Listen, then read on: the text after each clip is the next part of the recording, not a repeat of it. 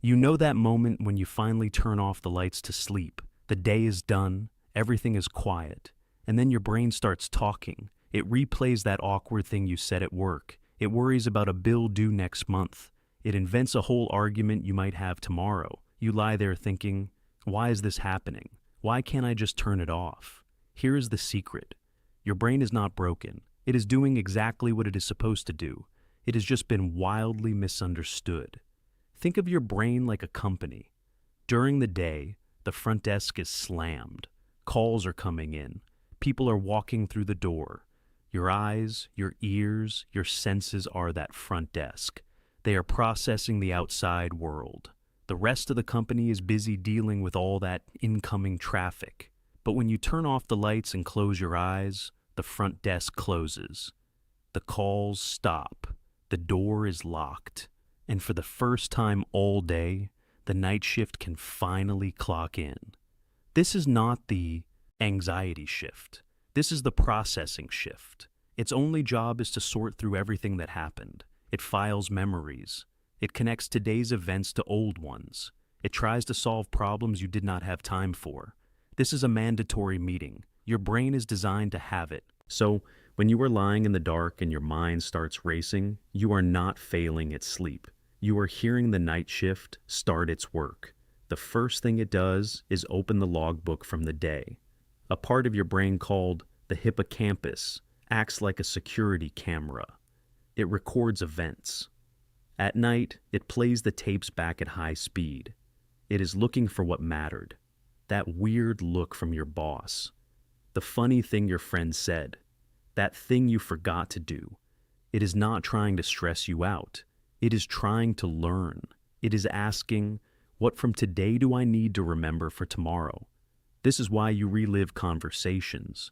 Your brain is deciding what to keep and what to throw away. But here is where things get messy.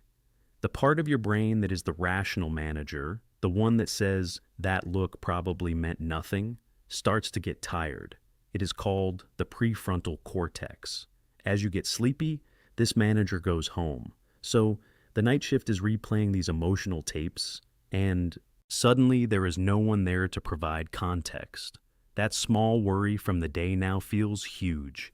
That future problem feels like it is happening right now. It is not that the problem got bigger. Your brain's fact checker just left the building.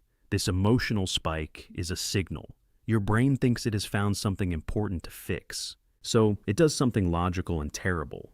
It calls in the emergency response team. It releases a chemical called cortisol. This is your alertness chemical.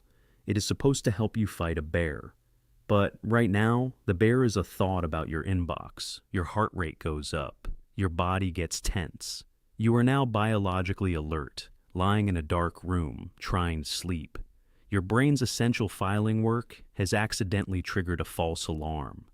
And then you make the one move that seems right, but makes everything worse. You try to stop thinking. You fight the thoughts. You think, why can't I shut this off? And that act of focusing on the thoughts, of trying to control them, is like shining a spotlight on the night shift. You are now the micromanager, standing over their shoulder. The system goes into overdrive. The thoughts get louder. The feelings get stronger. This is the loop. The brain's necessary night work gets labeled as a threat. The body reacts with chemicals for a threat. You then panic about the threat, which feeds more work and more chemicals. You are not crazy. You are in a biological feedback loop you were never taught existed. The problem was never the thoughts. The problem was believing the thoughts were a sign that something was wrong with you. They are not. They are the sound of a healthy brain doing its most important job. It just picked the worst possible time to do it, with all the lights off and no manager on duty. So, now you know the nightly loop. Your brain's filing system kicks in.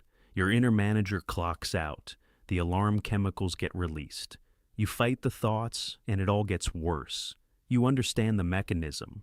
But this leads to a bigger, more frustrating question. Why does this same pattern show up everywhere else? Not just at night. You decide to start going to the gym. You are excited on Monday.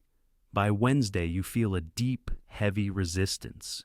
You just do not want to go. You call it laziness, but it is not. You promise yourself you will not scroll your phone in bed. You charge it across the room, yet you find yourself walking over to pick it up. You call it a lack of willpower, but it is not. You need to have a hard conversation. You know it is the right thing to do, but your body freezes, your mind goes blank. You call it cowardice. It is not that either. These are not moral failures. They are not a weak character. They are your brain doing its other primary job. Protection. Your brain has one overarching mission: keep you safe and conserve energy. Safe meant something very specific for most of human history. Safe meant avoid predators, stick with the tribe, and don't waste calories. Your modern brain still uses that same old playbook. Anything new, anything uncertain, anything that might use a lot of energy or risk social rejection looks like a threat to that ancient system. Not a logical threat, a biological one. Starting a new habit is a massive red flag. Your brain sees a new, unfamiliar behavior that uses energy. Its immediate response is to throw up barriers. That heavy feeling is not laziness. It is your brain hitting the brakes. It is trying to protect you from wasting precious resources. This is why the third day is always the hardest. The novelty is worn off. The energy cost is now clear. Your brain is screaming at you to stop, to go back to what is known, to conserve. Scrolling your phone at night is the perfect example of this protection in reverse. Your brain's filing system has started. That feels uncertain and emotionally intense. Picking up your phone is the perfect escape. It provides immediate, predictable, low-stakes input. It gives your brain something external to focus on. It slams the front desk open again. This stops the internal filing work, temporarily. Your brain chooses the phone because the phone feels safer than your own thoughts. It is not a weak choice. It is a strategic retreat by a system that thinks it is under threat. Procrastination on a hard task works the same way. The task feels big and uncertain. Your brain cannot immediately see the path to completion. That uncertainty registers as danger. So, your brain offers you a trade. Do this other small, certain thing instead. Clean your desk. Reorganize your playlist. Check the news. These activities give a quick hit of completion. They make your brain feel like it has accomplished something safe. It is not you avoiding work. It is your brain directing you toward a perceived safe harbor. Every time you snap at someone you love, it is this protective system in overdrive.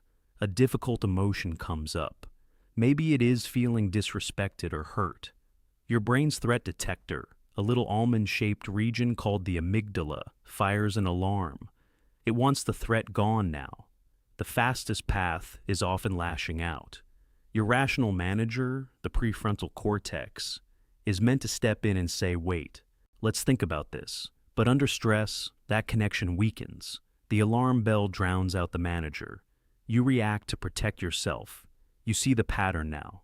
The gym resistance, the phone scroll, the procrastination, the angry outburst. They all come from the same place. Your brain's ancient safety system misreading modern life. It is treating uncertainty like a physical threat.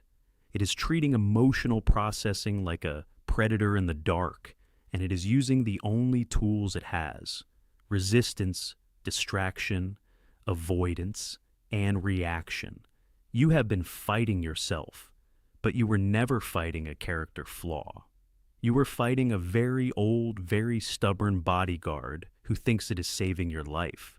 The good news is this: bodyguards can be retrained, but first you have to stop yelling at them. You have to understand their language. So you have this bodyguard in your head. It is old, it is jumpy, and it thinks your to-do list is a tiger. Fighting it does not work. Yelling at yourself to just be different does not work. You have tried that.